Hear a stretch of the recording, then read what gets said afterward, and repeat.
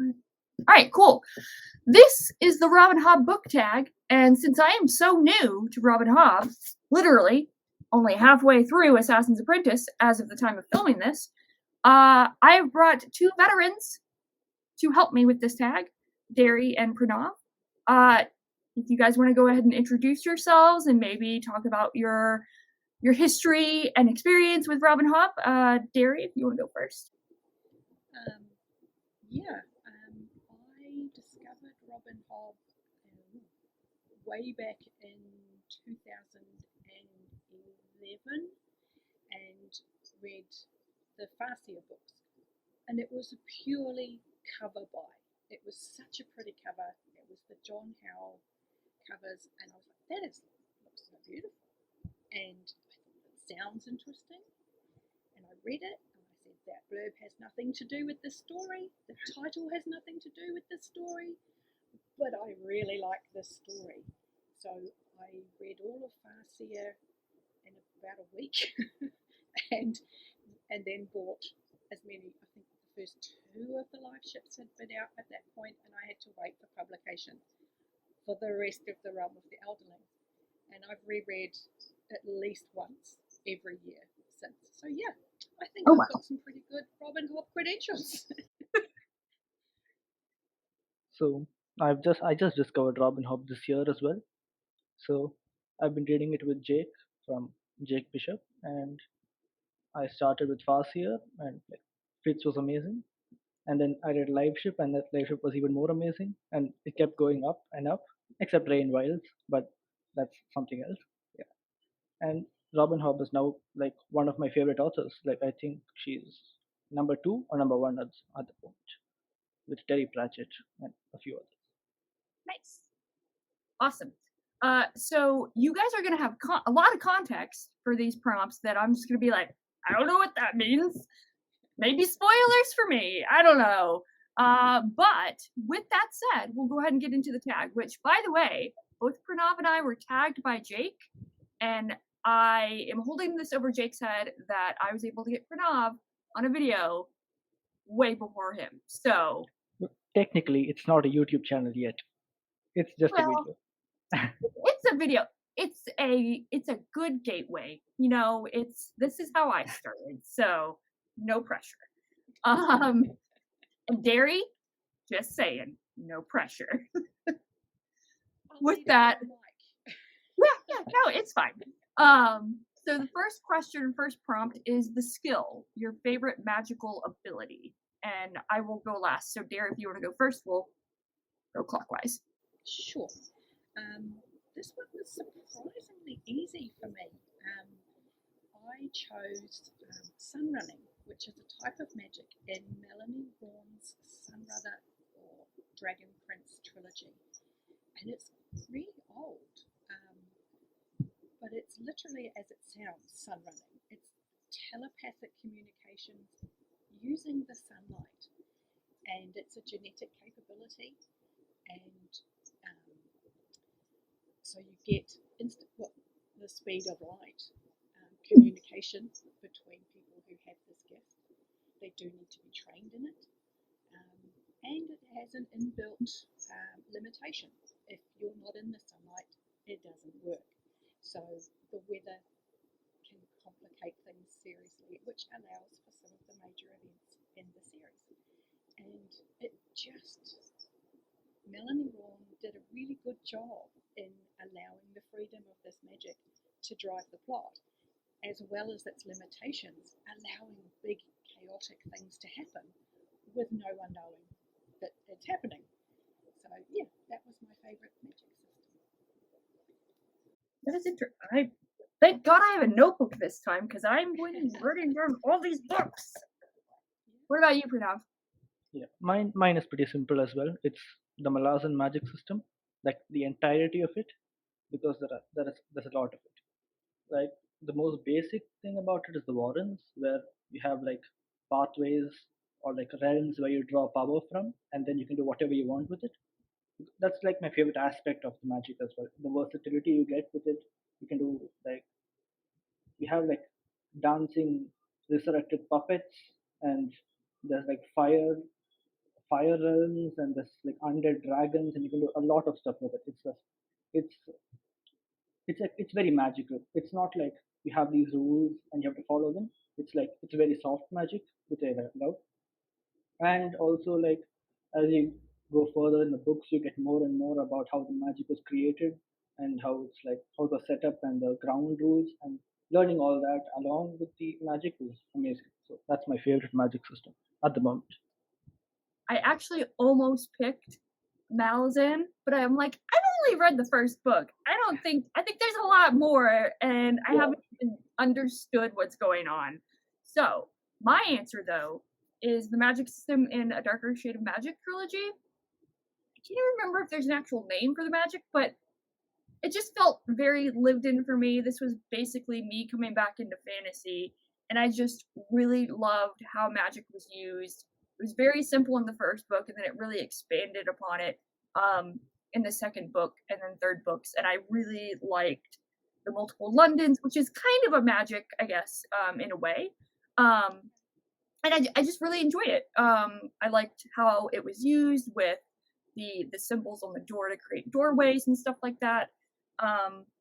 Yeah, so that's, I feel like this is like a booktube darling, but that is my answer. So White London is great. That's my favorite London.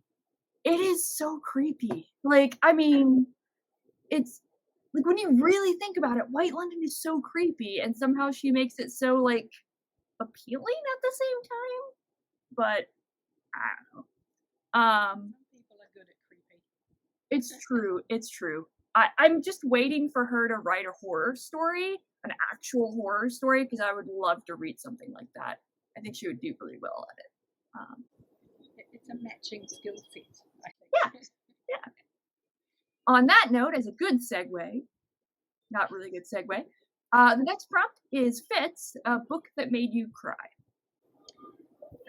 This one was easy again, but it's partway through a series. It's book 4 of the Guild Hunters novels by Nalini Singh. She's a part Fijian New Zealand author, and all of her characters almost are people of colour, people of mixed ancestry. So everybody's all delicious senses and spices, histories and cultures. And in this book, we have a literally centuries old vampire who, before he was made a vampire, was married and had children. And you finally, in this 4th book, see his backstory. And by chapter 2, I was in tears. Then we find in this modern era, we've got this woman who's been dreaming of this previous world, and she has no context for it, and she's really drawn to this vampire, despite being terrified, naturally, of vampires. And it's, is she a reincarnation? Is it not a reincarnation? Is she possessed occasionally by a ghost? You don't really find out sort of until toward the end. But the sense of loss and grief that this vampire has been carrying for centuries just had me in tears. Almost the entire book. It was so emotional. It was, kind of brilliant. Nice. I've never heard of that book or series before. No, and she gets a lot of noise, I think, in the romance side of BookTube, because her individual books are a love story, but her series have far greater story arcs. And by the time you're in the 4th or 5th book, you don't care about the romances anymore. You want to know what's happening in the grand scheme of things. So I can highly recommend Nalini Singh as an author. She's really good.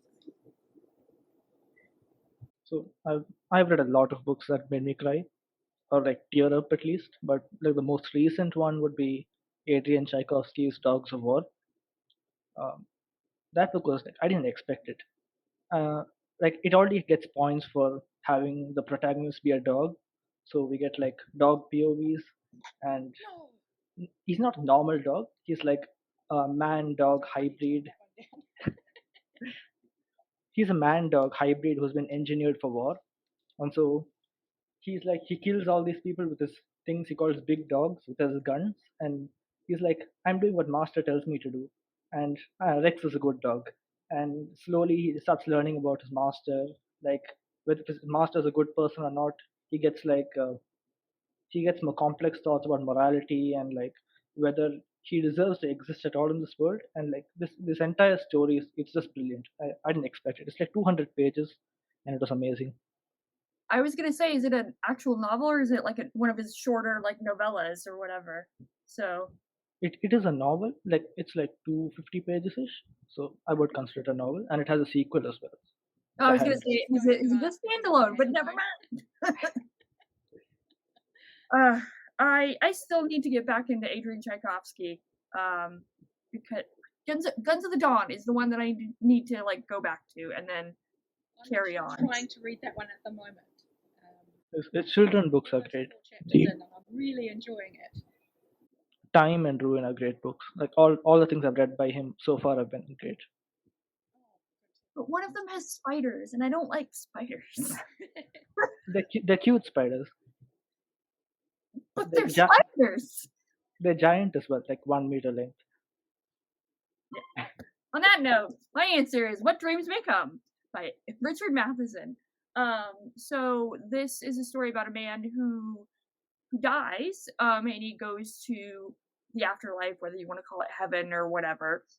I think they do call it heaven in the book, but he dies in a car crash, and he finds out that it's very early in the book that you find this out, so it's not a spoiler. But and I think it's on the back of the book too. But after he dies, he finds out that his wife died as well. Just to make sure. Yeah, I don't. Yeah, it doesn't say how she dies, so I'm not gonna say it. But essentially, he decides I'm gonna go down and find her again because that was the love of his life, and he wanted to be reunited with her, and it is incredibly, incredibly heart-wrenching. And there's a dog involved, which those are the scenes I bawled the most at. So There's a theme here. yeah, if animals are involved, I will bawl like crazy, which good, Robin Hobb. Chapter 2 bawled like a baby. So yeah. If animals are involved, apparently I don't care about people, but if animals are involved, I will lose it. So yeah. Did they Anywho, make a movie of that? they did. I actually saw the film. Yeah, I actually saw the film first because it was one of my aunt's favorite like films of all time, and it has Robin Williams in it. Yes, and the painting. Yes, like it was like a painting world or whatever. I really need to go back and watch it again just to see how it holds up now that I've read the book. But I just want to keep that in the past and keep my nostalgic love for it there. So, but the next prompt is full, and that is a favorite friendship or friend group. Which is a far more cheerful subject. Indeed. And so immediately I knew I had to go for a friendship that embodies for me my own best friendship. And for me, it's the friendship between Granny Weatherwax and Nanny Og in the Discworld books. They are two witches who live in Lanka, which is kind of Switzerland, Eastern Europe, kind of mountainous area, and their books tend to deal with a lot of mythology and a lot of fairy tale type things. I mean, they're witches, so But they've been friends since childhood, and Granny's very stern, and she's never been married, and she's very rigid, and she's bigger than she is. She takes up a lot of room. Nanny is the granny everybody wants. She's hearty, and she likes a beer, and she smokes a pipe, and she's got all the dirty jokes, and they play off each other Oh, the ultimate double act. I mean, Nanny's the funny one and Granny's the straight man. They are hilarious. And in particular, the book that they show this friendship the most strongly in is Masquerade. When they leave Lanka and they go to the big city, they go to Ankh-Morpork, and they're looking for a third witch because there should be three. And the antics that the two of them get up to, trying to get at each other, made me laugh so much because that's how friends behave. And so it just really struck home to me because that's how I'm like with my best friend. And so it just rang really true. So that's my friendship that I'm picking. Discworld for the win. I was always partial to Margaret as well, from Weird Sisters and her stuff with Witches Abroad, Yeah, absolutely. the three of them. I need to get into Discworld. Anyway, sorry, go ahead. Yeah, I think mine is on the sad friendship. It's a tragic friendship, which is from Malazan. It's Icarium and Mappo. Like Malazan in general has a lot of like good duos. Erickson is not very good at romances, but he's very good at bromances. So he has those Icarium and Mappo duo, and they're like very old beings, like thousands of years old.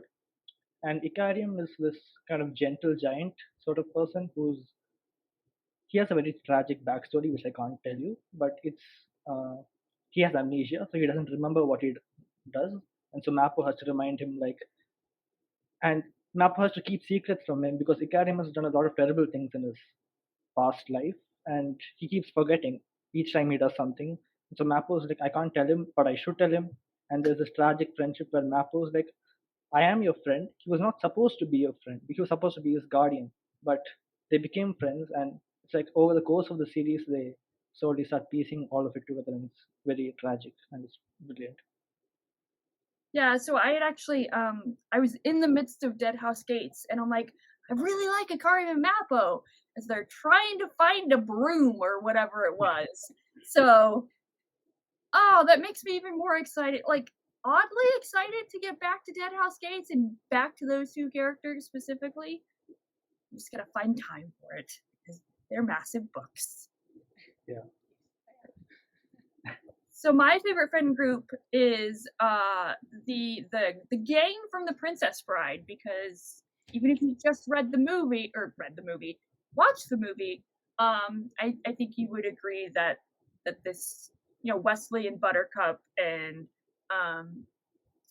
Fezzik and Inigo Montoya, like you can't think of one and not think of the others. So I feel like they're great individually as individuals, but together they just make something so much more and so much more special in the story, and then just as characters. So that is my answer.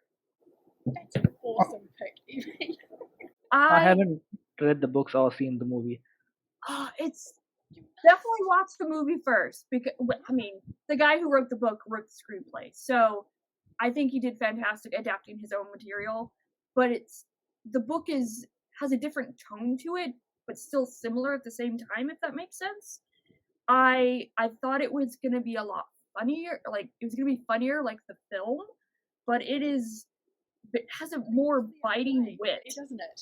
Yeah, and it's just the more time that passes, even with like the extra 25th anniversary, like additional chapters or whatever. What now? You got the long one. Yeah, it's got Buttercup's baby in it. Spoiler alert, people. But oh, I just got goosebumps. All yeah, So it's it like I really didn't like it at first. Like I'm like, oh, if you just cut it off at the original story and not included the additional chapter, I would have loved it. It would have been great. And then I was like, just don't add that in. But the more time that has passed since I finished this book, the more that I think about it and the more that I love it as a whole, including those extra chapters. So yeah, definitely recommend this book and this friend group. So yes, individuals, though, Althea. Is that right? Yeah, Althea. Favorite protagonist. Yeah, you will meet Althea soon. She's in Love Ships. This is the one that took me the longest to settle on, and it's one of, I think, only a few that don't sit in the fantasy genre. And I've actually gone for Stu Redmond from The Stand. It's one of my favourite King novels, and unlike a very popular booktube opinion, Larry is not my favourite. Stu is my favourite. He's a small town guy. He's quite limited in his experiences. He's quiet. He just sort of does his thing.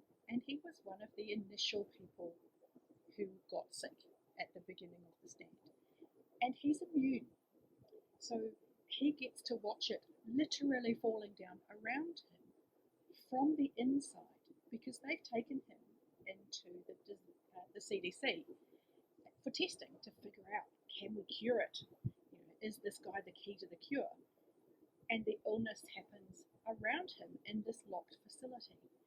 And how he maintains his composure, manages to get out of this fully locked down compound when everybody's pretty much dead, and then find other people and just become this really calm, settled, grounded person that people will follow and just innately trust. And I just was like, yeah, I would follow him. I would absolutely want to join his little group of people wandering the country. So yeah, I finally did settle on Stu. The Stand is so intimidating because it's so amazing, though, Evie. You would love it. This one was very hard for me as well. I have like 5 picks that I wanted to choose, but I had to settle on Discworld, Tiffany Aching. Yes. Tiffany Aching is amazing. I think, yeah, it's my favorite sub series under Discworld, and she's my favorite protagonist.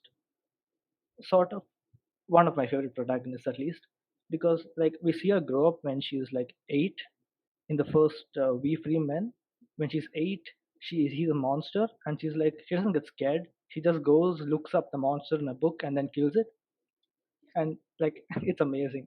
She's like uh, how she grows over the 5 books, and like she grows into her identity, and she learns about what it is to be a witch, and her interactions with all the other witches like Granny Weatherwax and all. They're amazing. So she's my favorite protagonist in terms of like thematic stuff as well as like character growth. A lot. Yeah, they're funny. I know Alan doesn't like them, but they're funny. I was gonna say the We Free Men. The be all and end all of booktube opinions.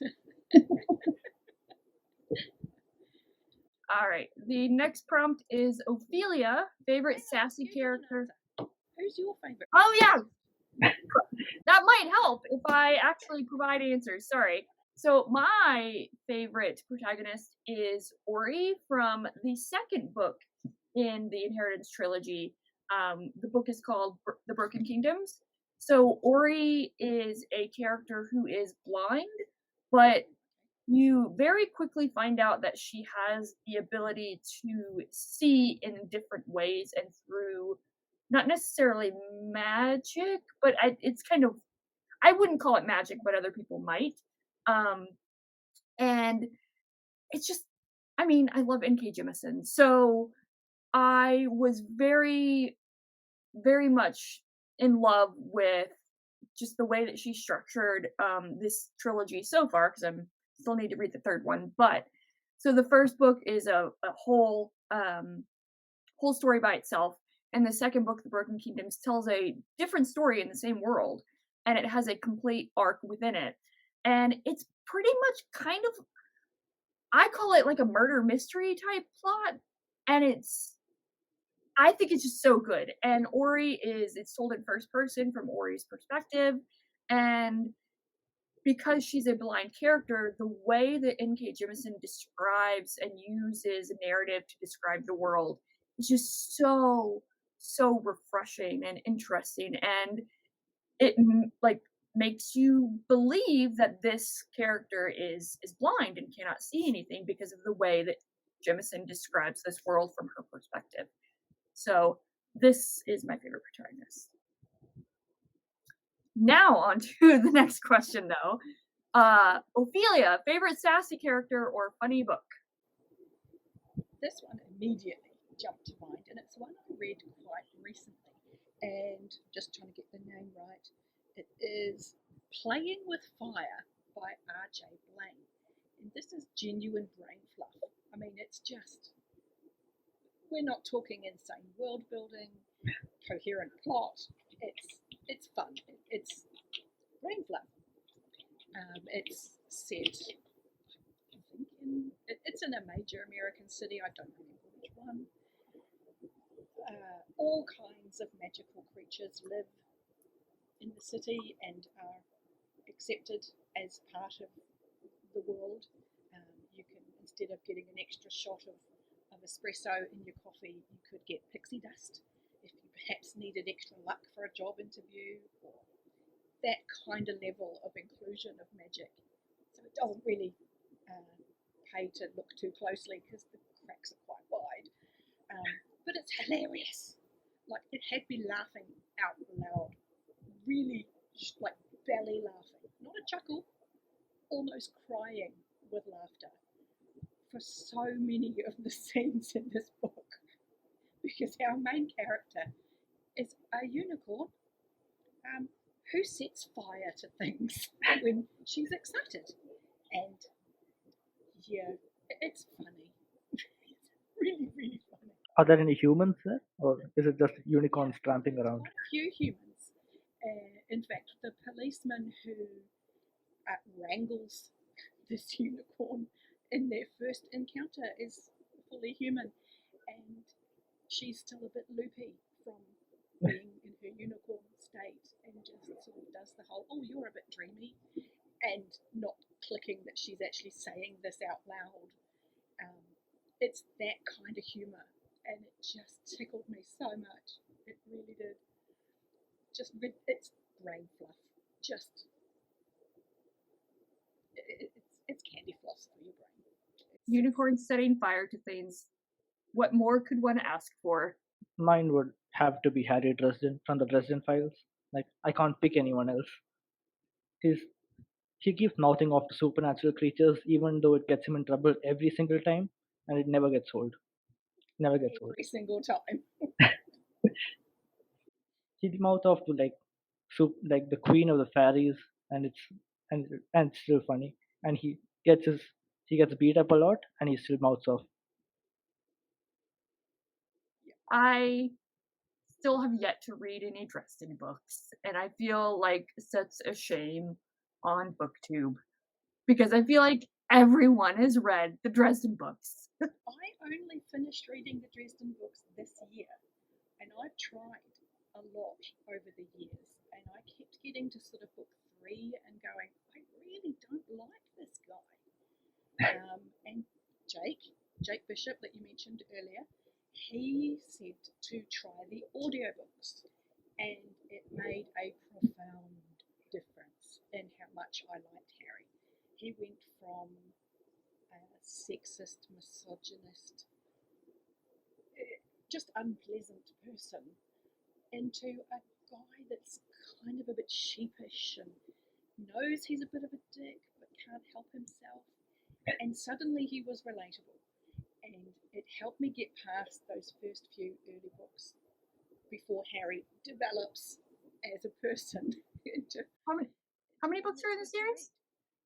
17 so far, but I think there's like 25 planned in total. Oh, jeez. All right, so he's still writing, so that's good. Yeah. There was a bit of a break for a while, I think for 6 years, and now he's back. Oh, nice. Well, my answer is Sophie from Howl's Moving Castle by Diana Wynne Jones. This is another one, if you've seen the film, this is pretty much like faithful adaptation of the source material, but definitely different, obviously, as with any adaptation. But Sophie in the book, well, Sophie in the movie is kind of like sassy and sarcastic, but she's definitely sarcastic in the book, especially with Hal. And she just pulls no punches, and she tells people how it is, and I just love her as a character. And I really should, again, I should reread all of these books, but this is just, it's a very quick read. It's more like kind of middle grade-esque, I would say. But it's just so sweet, such a good story, and I think anyone and everyone can get something out of it. So that's my answer. The next prompt is 6 Duchies, favorite magical world or setting. This one, again, I've gone a bit old school, and it's the spin-off world from Raymond Feist's Magician, and it's the co-written series that he wrote with Janny Wirtz, and it's set on the other planet of the Rift War saga. So this is Calawan, and it has a very distinct, I think Japanese more than anything that I'm familiar with, cultural feel. It's very about status and tradition and protocol. And the very opening scene is a young girl who's about to become a novice priestess, just before she's sort of cut off from the rest of the world, being told that she's the last one alive in her noble family, and no, she has to take up the mantle of leadership of this great house, if you will. And the series follows her growth from being this young, very naive woman.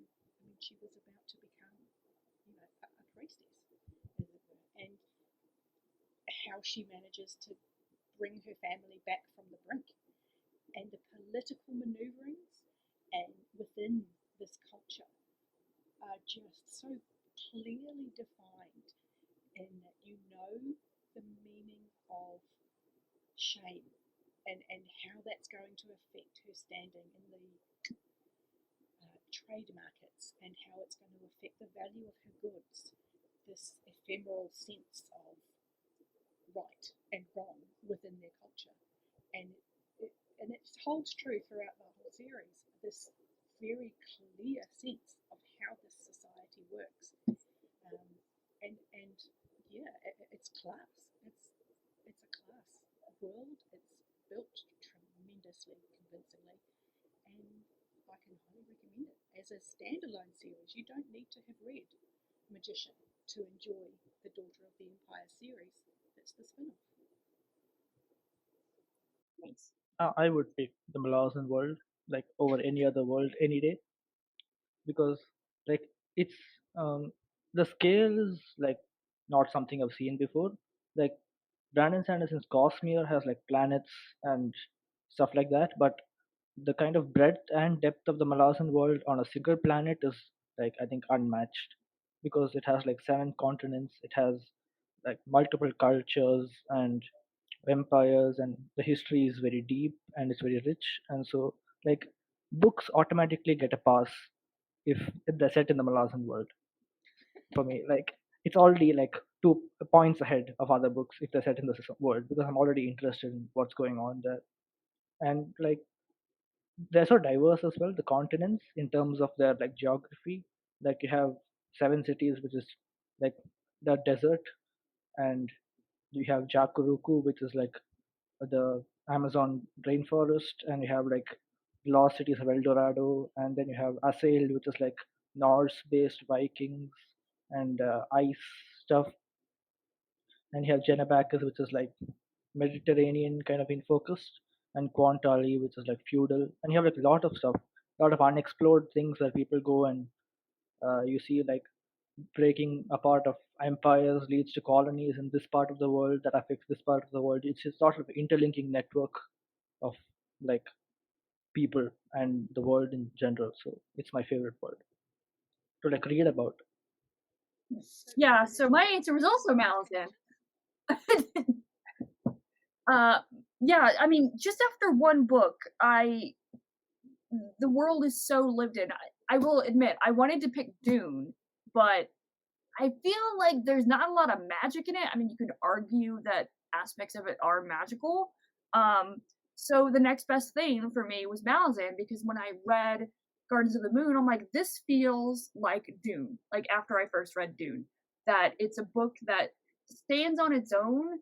I didn't really understand what was going on the first time I read it, but it's one of those books that I feel like, or at least I hope, that with my experience with Dune, that each book is just going to build on the story of the previous one and give more context and depth, and to the world itself as well, to give more depth and context. But even after just the first book of Gardens of the Moon, like I'm like, this is a world that is very real. Like I can not necessarily envision it because I have trouble seeing things in my head, but it's a world that I felt very much connected to, and it's very distinct and in place. But yeah, so I'm excited to experience the rest of Malazan, all its continents. So, well, I've heard that Pranav's a bit of a fan, so just a little bit. Not a lot. All right, the next prompt is Nighteyes, your favorite animal companion. Trying to find an animal companion that even comes close. Yeah, it's very hard. And you haven't even met Nighteyes yet, Evie.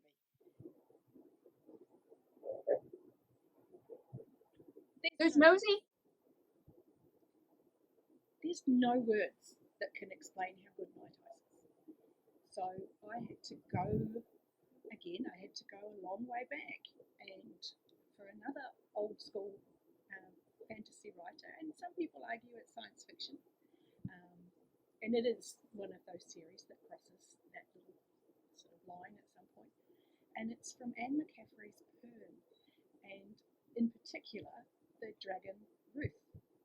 And Ruth is the white dragon of the book, The White Dragon. Ruth is a runt, literally. He's like a quarter of the size, perhaps even smaller than all of the other dragons. He is the only white dragon. It is not a colour that's been seen before. But he's the only dragon who doesn't rely on his rider for his personality. He seems far more distinct than the other dragons in the series. He has a sense of humour. He argues with his rider, which again very rarely happens within the Pern world. So I've gone with Ruth, the White Dragon by Anne McCaffrey.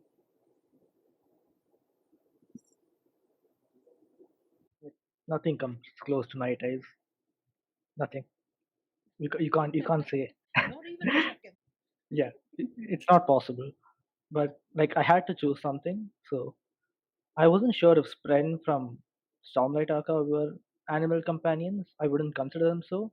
So I picked Pantalaimon from his Dark Materials, uh, Philip Pullman's series, where every single person has a piece of their soul uh, incarnated into an animal at the side called a daemon, and it keeps on changing shape. Like once it'll be a weasel, it'll be a bird. It can change depending on the person's mood, and it's like the bond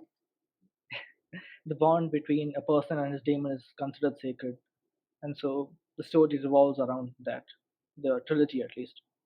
And like once a person hits their like finish crosses puberty, the animal like uh, focuses into one, so it won't change anymore, so it's like a representation of the personality. And so the interactions between the main character of the series Lyra and her demon Pantalaimon were like some of my favorite parts of the books. Yeah, I saw the apparently terrible film that they made quite a number of years ago. I liked it for what it was, but I'm determined to read the trilogy before I watch the TV series because I've heard that it's fantastic. Yeah. But yeah, so It's a series I'd like to read. It has talking polar bears which fight, so that should be a that is a plus. Pretty impressive. So it sounds like a buddy read Derri at some point. It does. My answer is, for anyone that knows me, knows that I'm gonna bring this book up in some way, shape, or form in every video. Bear the Nightingale, specifically Solove. Solove is a horse. Bingo card. Yeah, right. Just her Evie's personal bingo card. Yeah. So Solove is a horse. For anyone that knows me, I ride horses. I love horses. Horses are they are my life. So that there's a character that is a horse in here pretty much automatically made it amazing to me. And that this character is so, I wouldn't say that there's a huge arc with the character, because it is a character that actually talks and communicates with the main character, Vivacia. But he is just, his portrayal is so sweet. He starts off as a almost cult. He's very young and rambunctious and excited, and he'll like run everywhere, and he wants to do everything. And over the course of the trilogy, especially in the last book, Catherine Arden will destroy you with Solove. That is all I will say. So I challenge you when you finished your Hobb journey to put them in the same class. I challenge you on that one. It's not possible. Pin in that one and come I back haven't to read it. that book, but it isn't possible. Well, I mean, shameless plug for we're doing a Winter Night read-along starting in December if anyone wants to join. I don't have it on my wish list, so Excellent. I will read it. Excellent. So the question though is for Nighteyes, I'm gonna meet him in Farseer, right? You will meet Yep. him in Farseer. Okay, is there a full arc within Farseer, or does he carry on through like what is it? All of Hobb's subsets within the realm of the Elderlings, they all come to an ending that if you walked away from the series, you would feel you had an ending to the series that was satisfying. And every time you come back, you realise, oh my god, it's even deeper. There's more and more and more. When you finally get to the end of Realm of the Elderlings,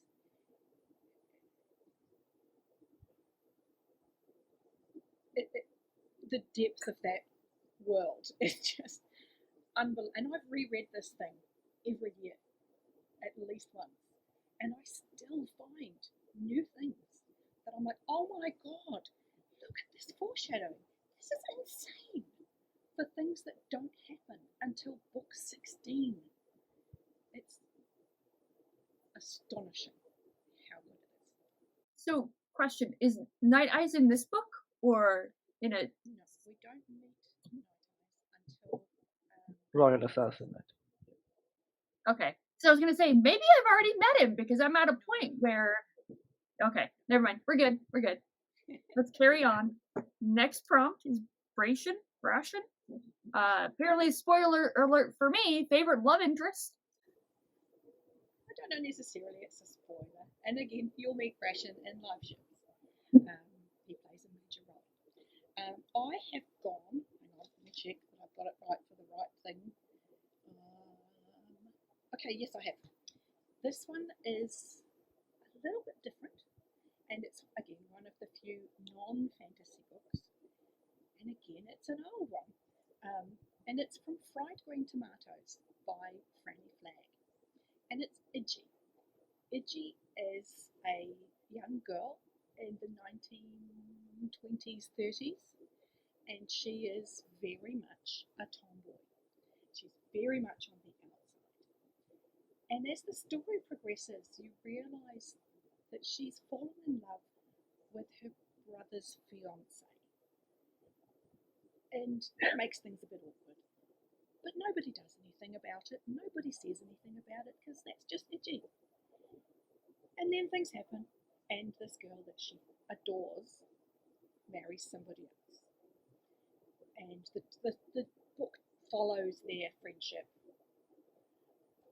throughout the rest of their lives. And the book is really quite beautiful at how the community just accepts that these two women are friends, knowing that they're actually not really friends, that they do end up in this home situation, and just how Iggy remains true to herself the whole way through the book. She didn't even try and pretend that she wasn't interested in women. She didn't try to be something she wasn't. She held true to herself from the moment she understood that she was separate from her family. And I really admired the way it was written, because it was sort of gentle and clear without waving a massive sign around going, gay rights and pride, and, because it was the 20s. It was the 20s and 30s, and it just kind of wasn't the done thing. But there was also no hatred, and I really liked that there was this acceptance in the community. They knew, and they just were okay. Okay, don't make us say it out loud, but that's okay. I actually only knew, I didn't realize it was a book. I only knew about the film Fried Green Tomatoes, so. Have you seen the film? I have not. I'm sorry, Pranav, I'm not going to recommend it to you because it is very much a girl film. It's female relationships, and It's a chick flick. Hey, feel free to watch it. It's brilliant. I might like the book if I read it eventually. Thanks. Yeah, I think this one was the hardest one to pick because I realized I haven't read like any romances that are stand out in my mind. Like I've read good ones, but like nothing that comes to mind immediately. So I picked one from a series that needs more attention, which is Christopher Rocchio's The Sun Eater, which I think has been talked about a bit recently, but it's very much underread. So Valka from The Sun Eater is my pick.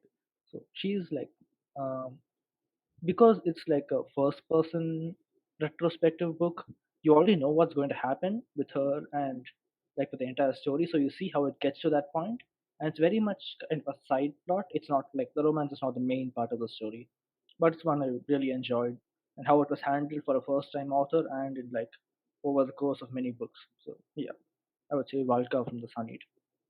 Nice. Yeah, I keep hearing the kind of comparisons to Dune, at least in that first book. So I'm like, Yeah. I don't know if I want to or not. It's very much a response to what Dune puts forward in terms of heroes and all that.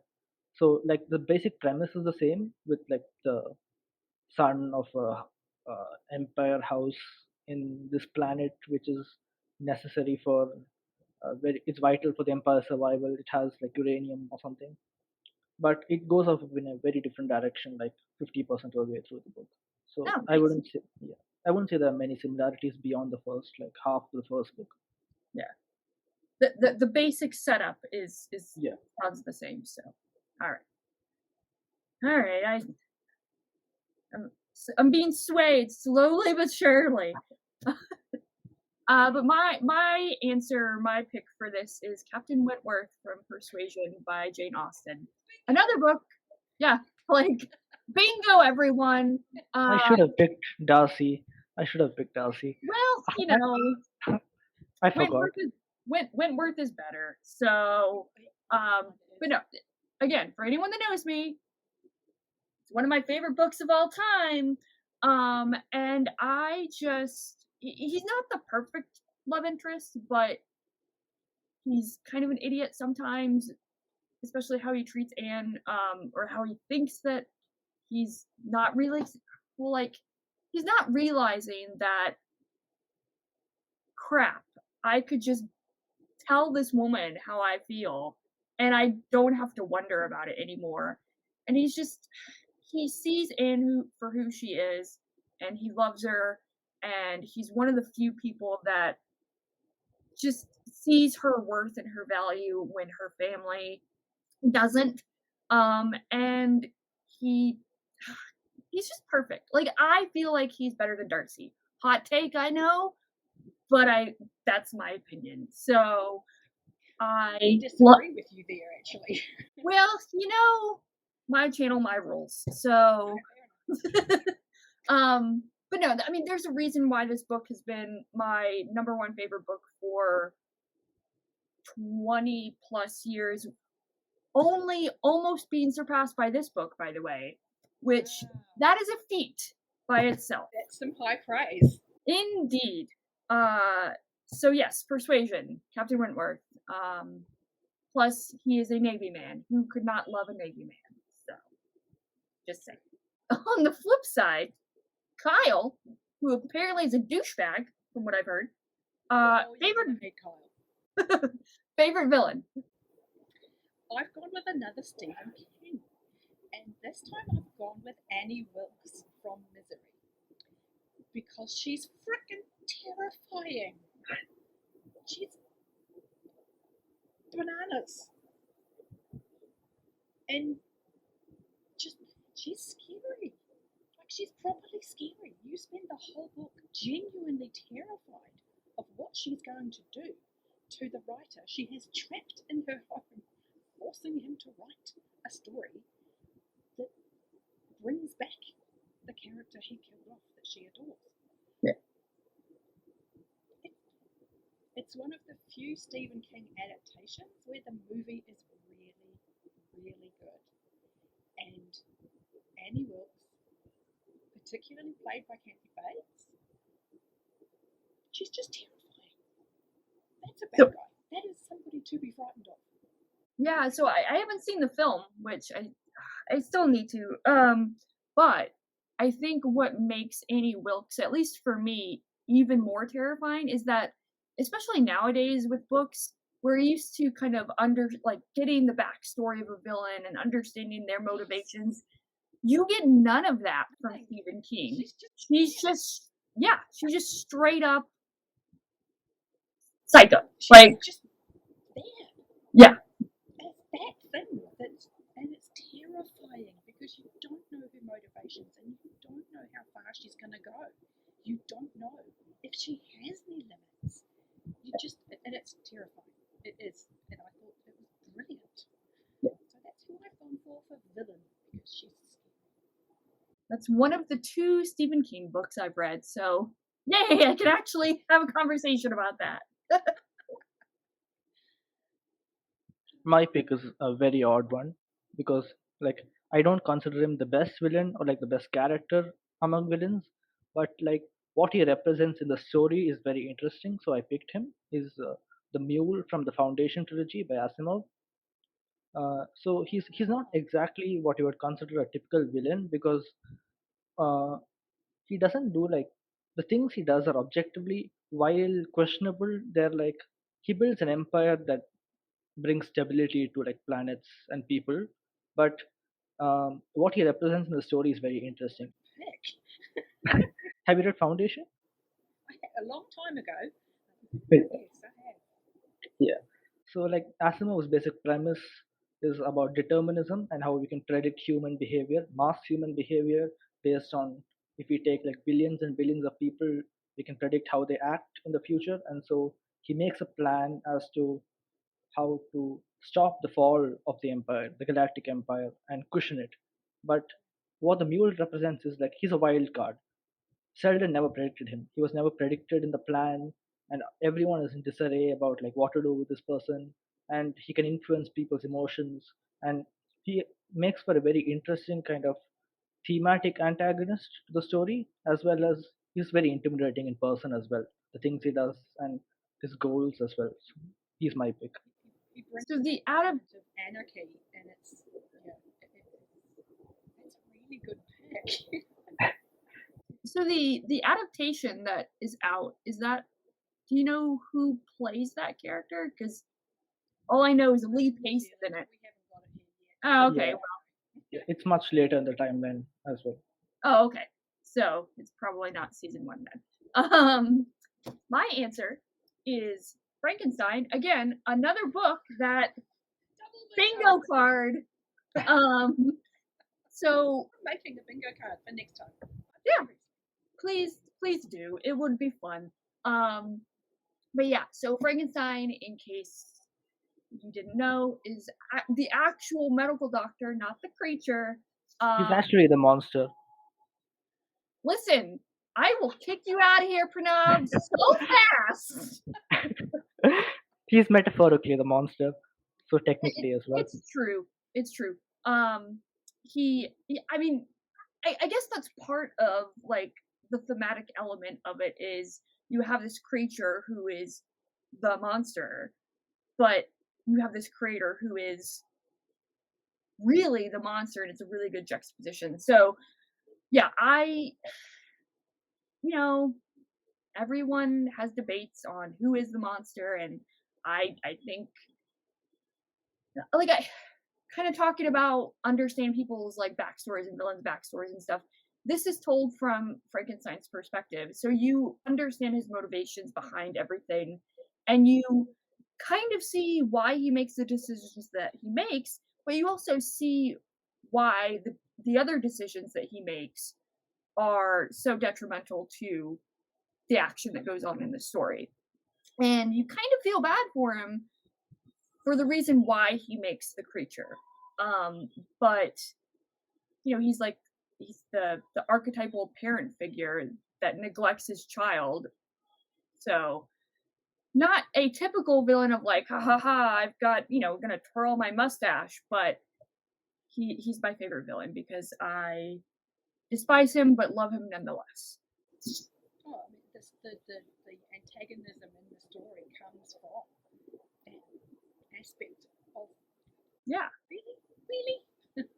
Yeah, I mean the creature says, and I'm going to paraphrase it, essentially of if you cannot love me, then you will have my revenge or whatever. So if he had just loved the creature, he would have avoided so much stuff. The next prompt, to quickly segue, because it's a good love to hate segue. Kennit, character or book that you love to hate? I'm going to go with a character on this one, and I'm going to return to Discworld by Sir Derri and Pranav. And I'm going to go into one of his later books. I'm going into Going Postal, and it's the villain in Going Postal. And his name is Richard Guilt, and he's a con man.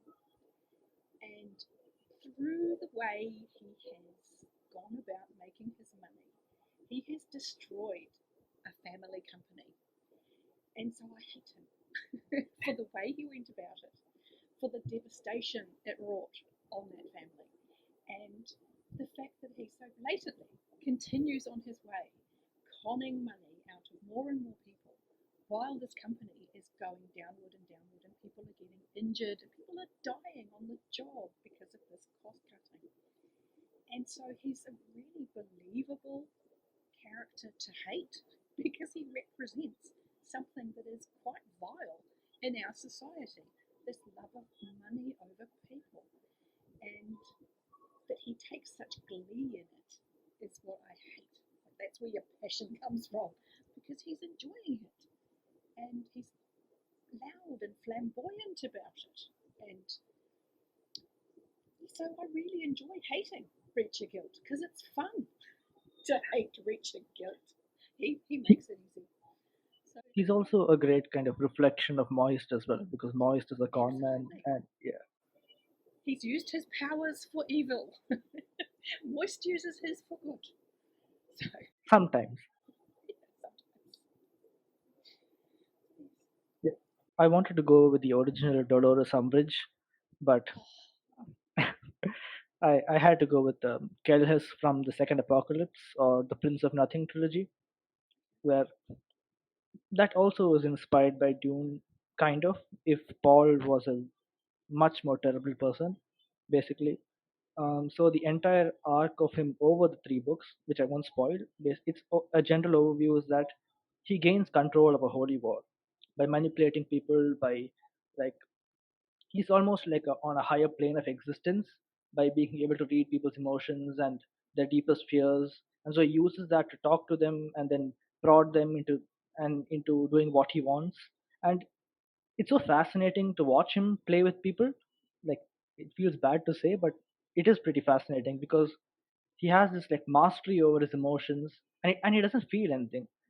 That's what makes it so bad. He doesn't feel love, he doesn't feel emotions, but it's like he manipulates people into believing that he does, believing that he's like a prophet reborn, and then he comes and takes control of a holy war for his own ends, and it's pretty fascinating to watch. I hate him. He's despicable. He does pretty That's terrible so things. awful.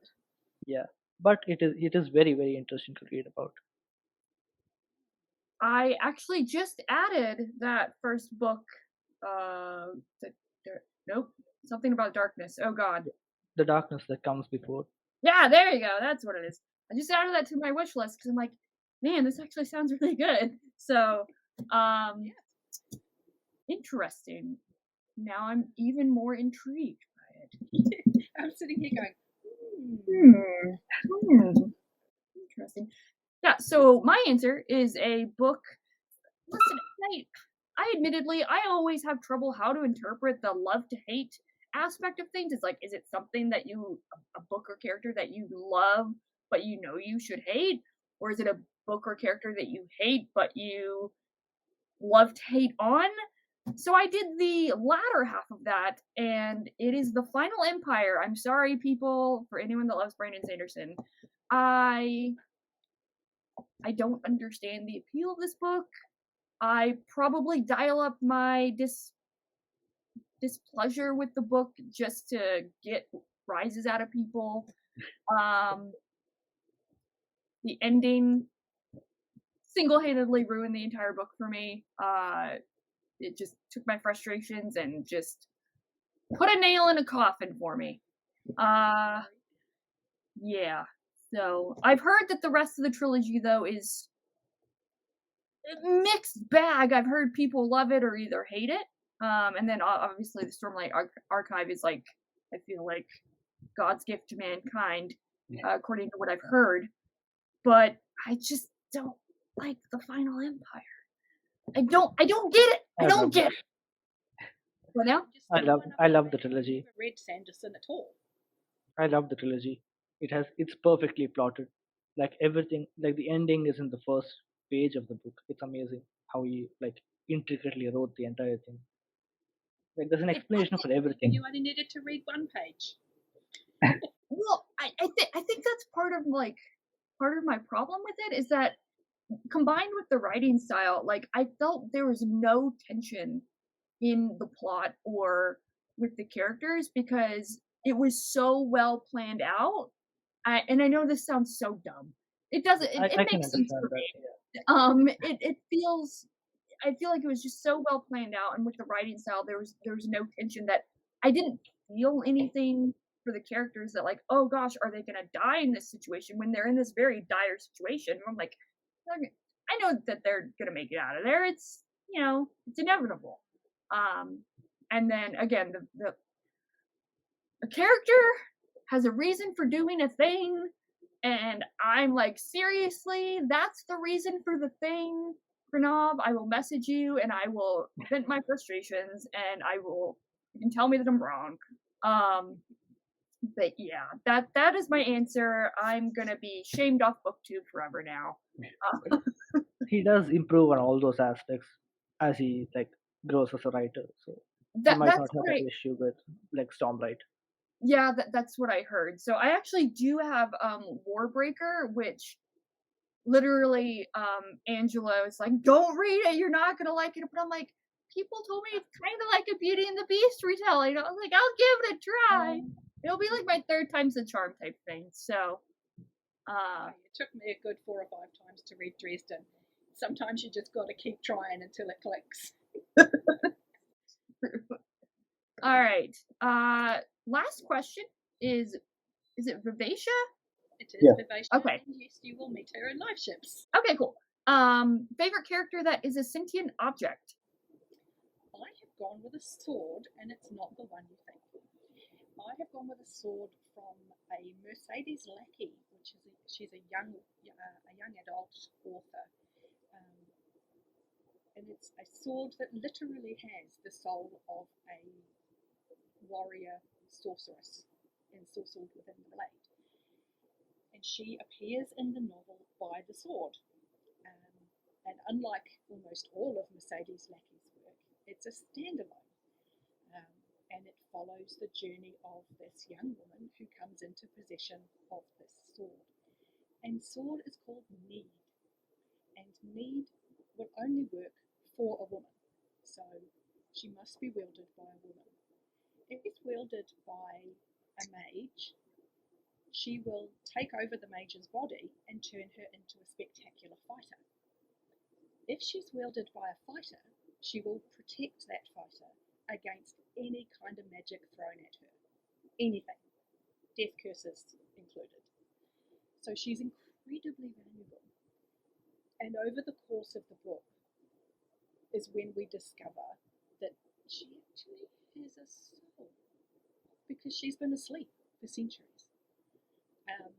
And that slow discovery of the fact that she was actually a person who used to make just spell swords that would protect against this, that, or the other. But where she lived was under attack. She was old. There was only one apprentice left alive. How do I give my skills to this young girl? The sword I have nearly finished in my forge. She literally impales herself on the sword and puts her soul into it. Mm-hmm. And she's by the time she awakes fully and starts talking to her bearer, she's very sharp. And it's kind of, yes, it's punny, and they do play on that in the books, the fact that she has this sharp wit. She's very dry, she's very to the point and acerbic, and in a really, really nice touch. Later in the series, she's actually wielded by an asexual character because he's so in tune with his female side. She's able to use him as a bearer.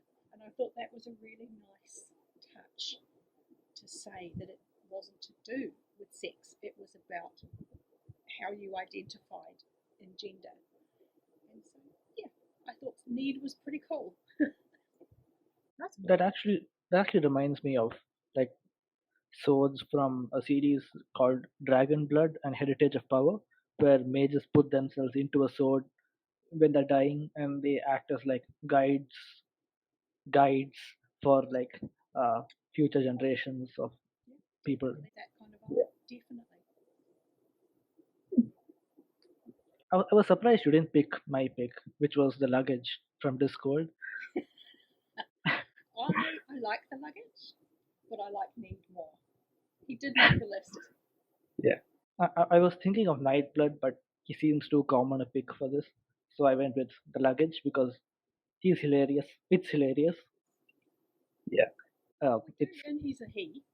When he ends up with the lady luggage. Well, I mean, yeah. I did meet the luggage in The Color of Magic, so I thought that was cute. Yeah. He makes semi-regular appearances throughout the series. The funniest part is that he's so terrifying and he doesn't even realize it. Like he creates multiple religions. He like he causes the extinction of basilisks and unicorns and all of those creatures because he was drunk.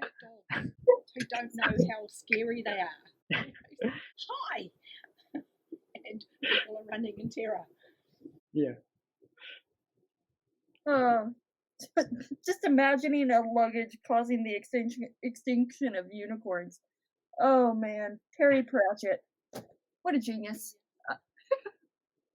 So my answer is debate. Like it's probably a bit of a stretch, but it is Byron from the Books of Babel series, and you meet him in Arm of the Sphinx. He technically is a sentient creature. He was a deer, a stag, but he's created and morphed into this kind of mechanical humanoid creature that talks and has feelings and does things. And he's the light of the group. He is so pure and so lovely, and you just want to protect him at all costs. He's a great cook. And he's a great cook. And he wants people to be prim and proper. regardless of whether they are lovable oafs or sprightly little girls who want to climb on ships. So it's oddly, or it's not oddly, but it is he's the character that is the least human that is the most human, in my opinion. So that's my pick. With that is does Yep. Ferdinand count?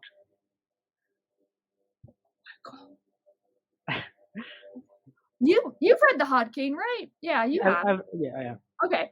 I think I didn't want to pick him because I didn't want to think about him and start crying again. Oh man, yeah, I could have picked Ferdinand. Yeah, now that makes me sad because Ferdinand is great. And yeah. Anywho, on that note, so that is the last question.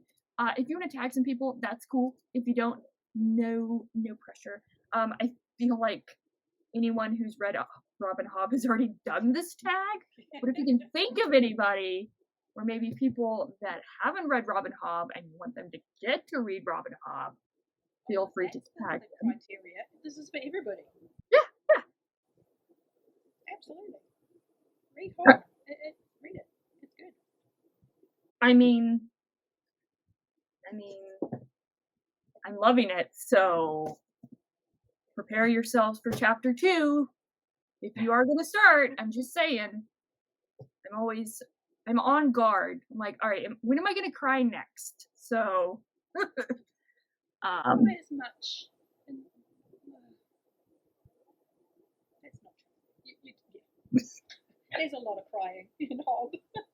I've been prepared to be emotionally destroyed by every single book, according to everybody that I've talked to. Years ago, I coined the phrase Robin Hobb. She punched through my chest and grabbed my heart, and she now holds my heart in her fist, and she regularly punches me in the soul with it. It's like, seriously, woman, you're just hurting me with my own heart. I mean, that's a talent, I guess. I mean, how do you sell that if you're not an author? What are your gifts? What do you bring to the role? Maybe a psychiatrist. I don't know. Maybe. But anyways, thank you so much, guys, for joining me on this. And I would have been lost with all these questions because I'd be like, I don't know who this is. I don't know what this is. So thank you so much for doing this tag with me. And hopefully this is a start of a long and lovely journey to your own booktube channels. No pressure.